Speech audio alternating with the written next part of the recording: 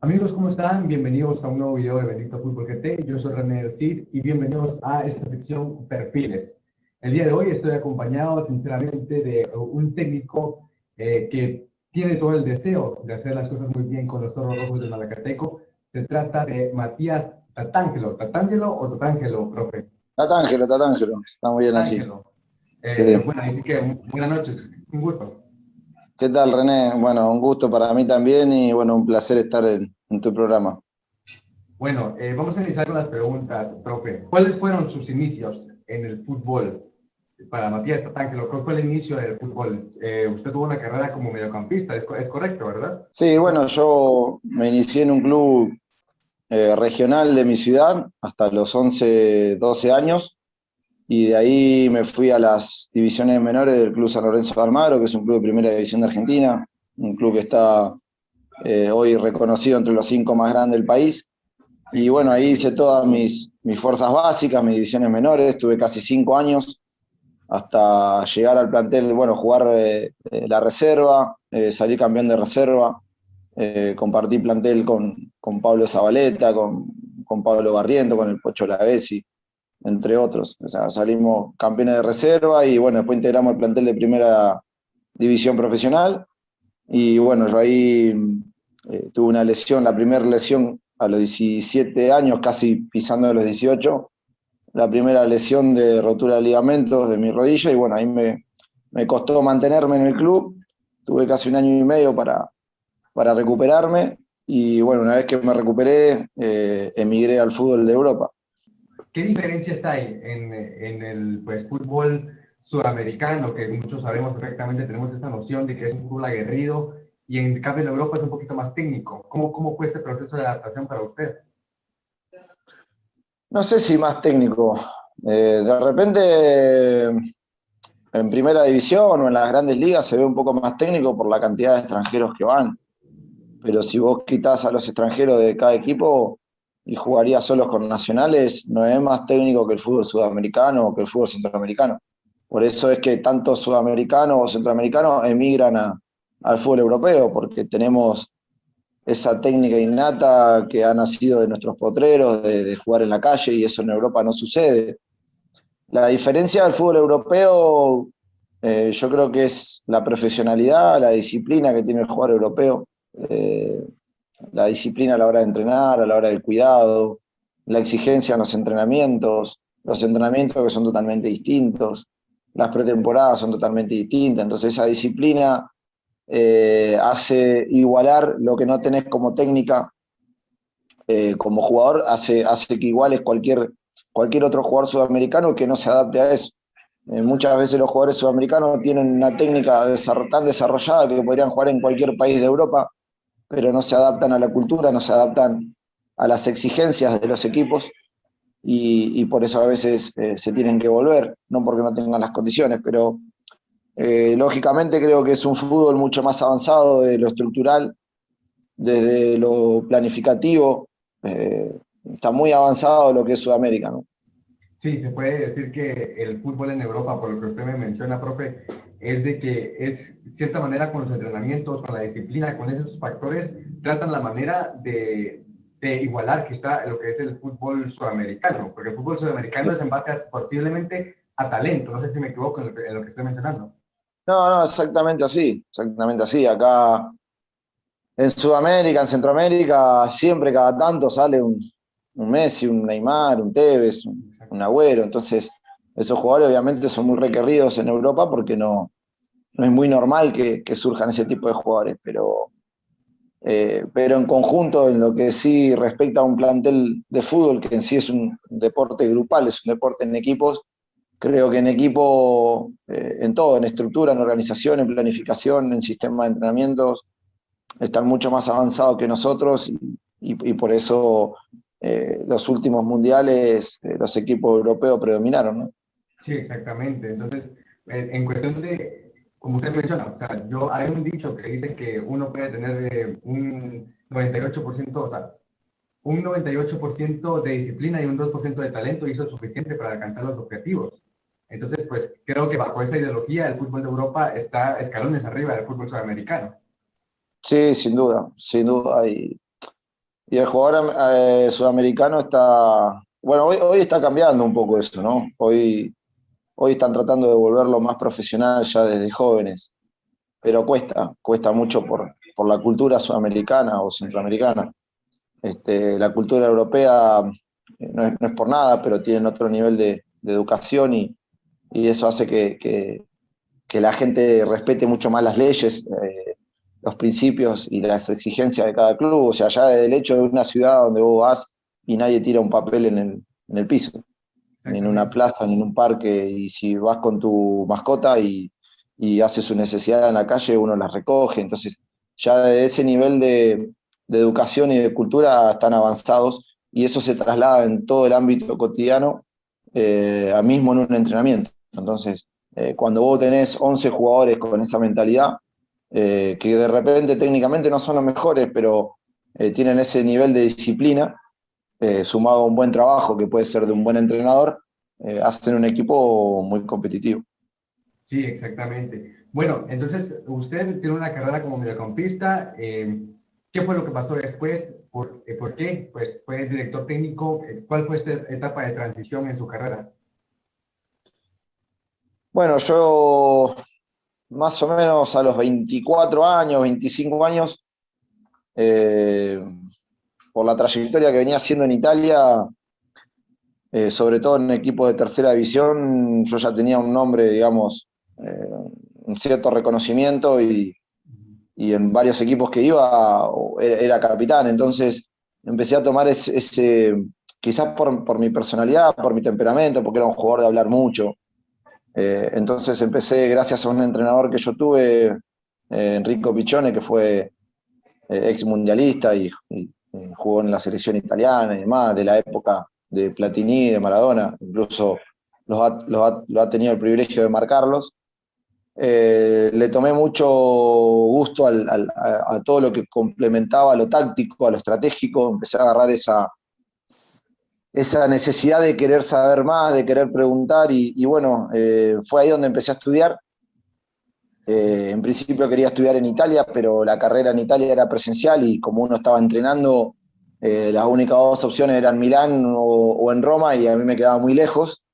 Entonces no podía, tenía que esperar a retirarme y yo ya tenía esa necesidad de empezar a estudiar, había agarrado, ¿no? ese gusto por el conocimiento, por adquirir conocimientos tácticos. Tenías una Entonces, pasión. En cierto claro, modo, tenías una exactamente. pasión. Exactamente. Entonces me quedaba horas cuando viajábamos a los hoteles tomando café con el profe y hablando y ya llegaba un momento que me volvía cansador. Pero bueno, aprendí mucho y fue ahí donde descubrí que en Argentina habían sacado la modalidad online y bueno, me inscribí y empecé a estudiar. Empecé a estudiar los 3 años, cuando terminé fui a rendir el presencial y bueno, de ahí más estudiaba y más conocimiento quería adquirir. Y en los últimos años de mi carrera, yo jugué casi hasta los 29.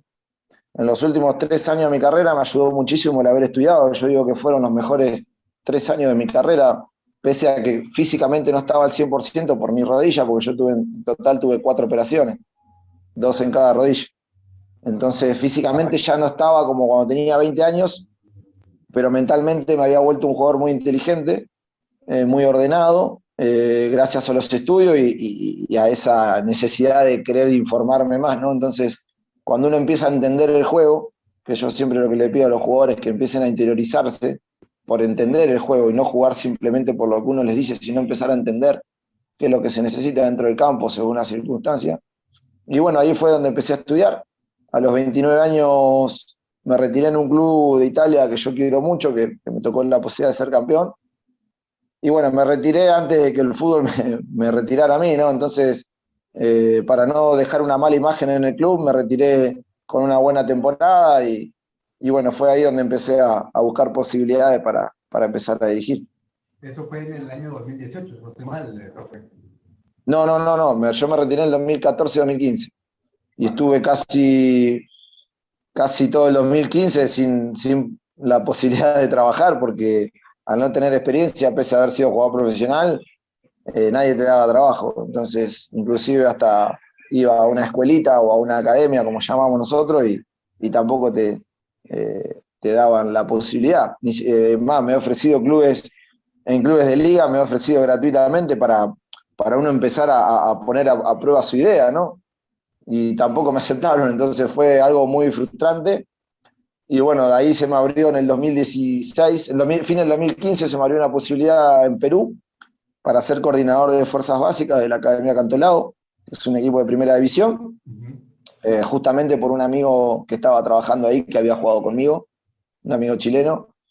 Y bueno, ahí empecé, estuve 3, 4 meses, y antes de las fiestas, antes de fin de año del 2016, antes que empiece el 2016, me contrata un equipo de segunda división de Perú. Entonces ya en el 2016 inicié la pretemporada y bueno, ahí arranqué, digamos, profesionalmente, ¿no? Y bueno, la verdad que contento porque es una faceta distinta a la de ser jugador, y obviamente a medida que fueron avanzando los años, fuimos aprendiendo cosas nuevas, fuimos mejorando, fuimos corrigiendo errores. Y la verdad que, bueno, me considero un técnico obviamente joven, pero con mucha proyección, con muchas cosas por aprender todavía, pero creo que he mejorado mucho en el correr de los años, ¿no? Excelente, excelente. Sí, ahí sí que dentro de los albores del fútbol usted es un director técnico joven, pues que al final de cuentas tiene todo el deseo de sobresalir. Tengo entendido, profe, que usted dirigió en República Dominicana, en Perú y en Ecuador, ¿verdad? Sí, sí, en esos 3 países.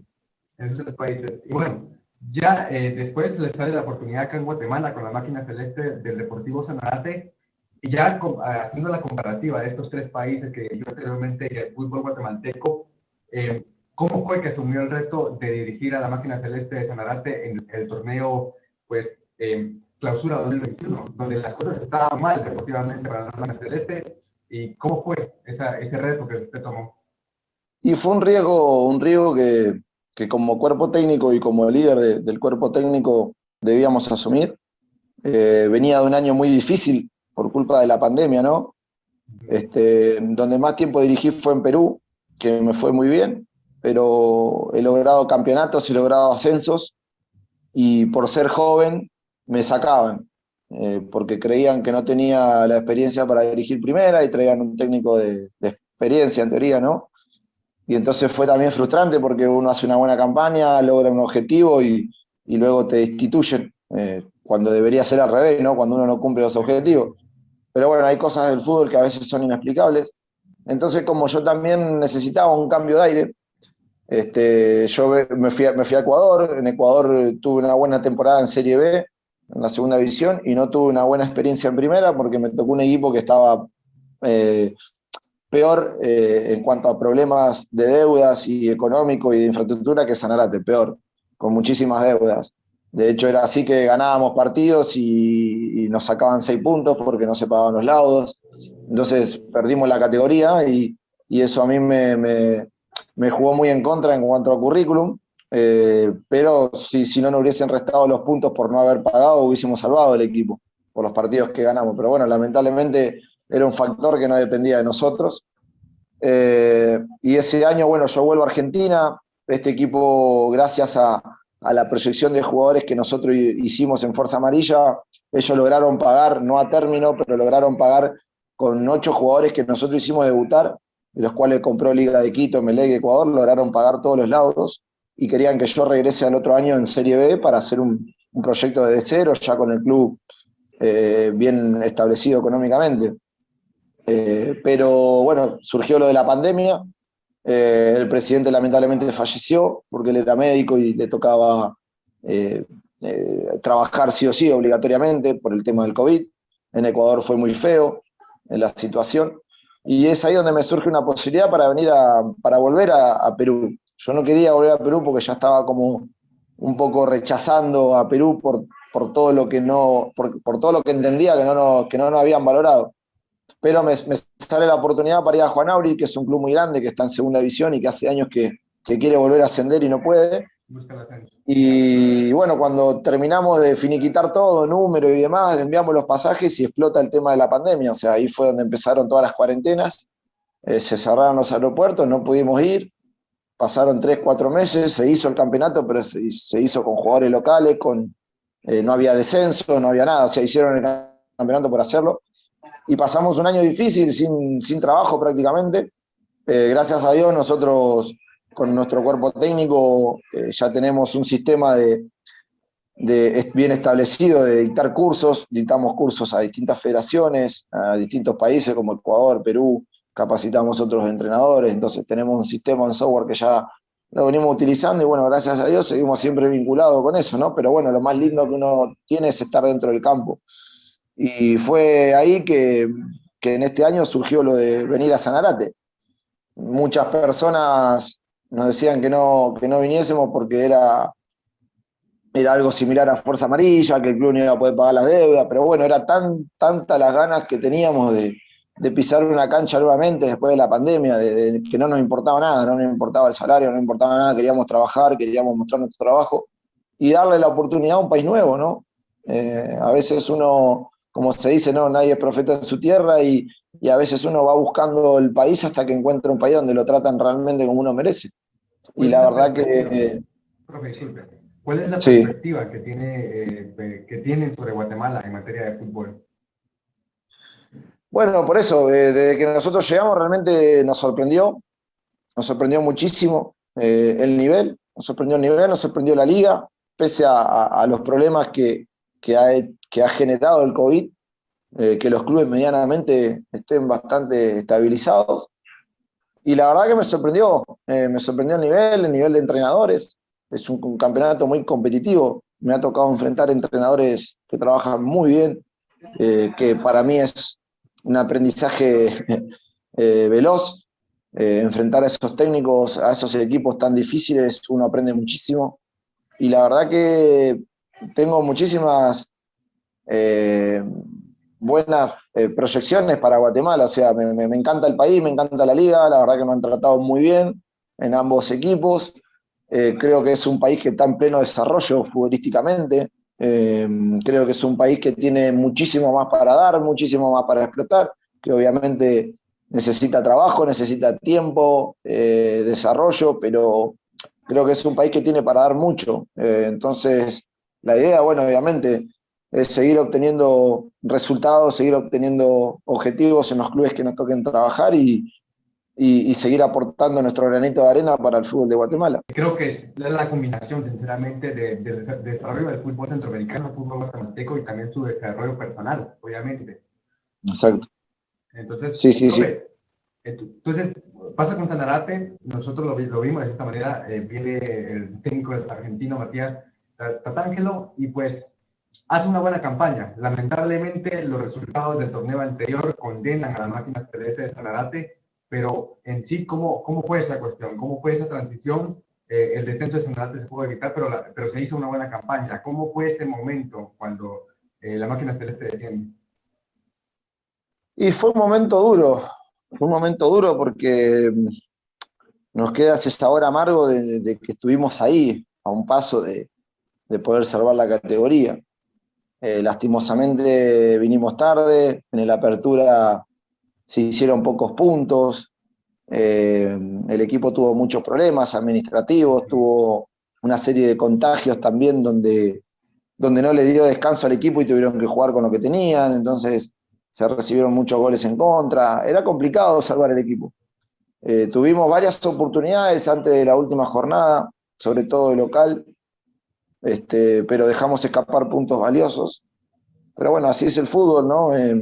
Nos queda de consuelo saber que hicimos un buen campeonato, que clasificamos una liguilla, que mantuvimos el invicto de local, que ganamos el clásico después de creo que 4 o 5 años, que le ganamos a Municipal después de creo que 5 también o 6 años. Ya, hemos logrado cosas que de repente la gente no la valora porque obviamente te critican que descendimos el equipo, ¿no? Y es lógico porque lo ven desde el fanatismo, pero hay muchas personas que no saben con los escasos recursos que nosotros trabajábamos, porque eso, como decimos nosotros, está detrás del telón y la gente no lo ve.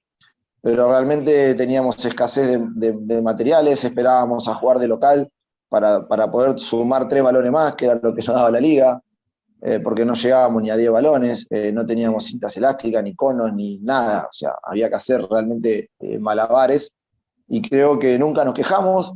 seguimos trabajando igual, con el equipo, con lo que teníamos, con jugadores que venían de ser suplentes en otro equipo, que venían de no ser tenidos en cuenta, con jugadores que venían de la primera división, sin desmerecer el nivel de cada uno, porque han demostrado que estuvieron a la altura, pero eran jugadores que no los querían en otros equipos. Entonces, nosotros confiamos en ellos, le dimos la confianza, le dimos las herramientas, los preparamos y después ellos demostraron que quizás los otros equipos se equivocaron en no darle una oportunidad, porque hoy la satisfacción que nos queda es que nosotros clasificamos en la liguilla, como cuerpo técnico tuvimos varias propuestas, elegimos Malacateco, y que la mayoría de ese plantel hoy está en Liga Nacional, la mayoría, casi el 11 titular.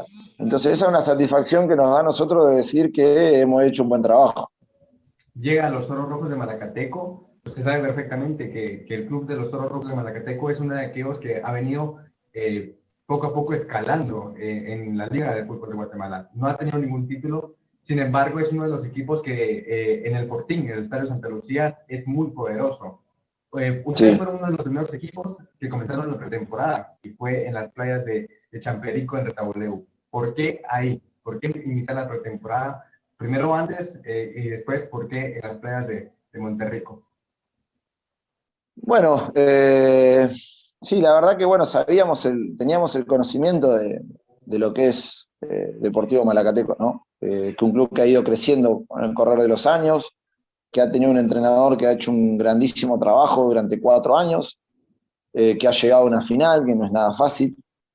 Y es un club que nos llamó la atención por lo organizado que es, ¿no? Pese a que no tiene el mejor presupuesto, ¿no? Que no puede competir con los grandes económicamente, pero es un club que le gusta estar medianamente al día siempre que se puede, ¿no? Que no afecte la pandemia, estar al día, tratar de poner las herramientas que el técnico necesite.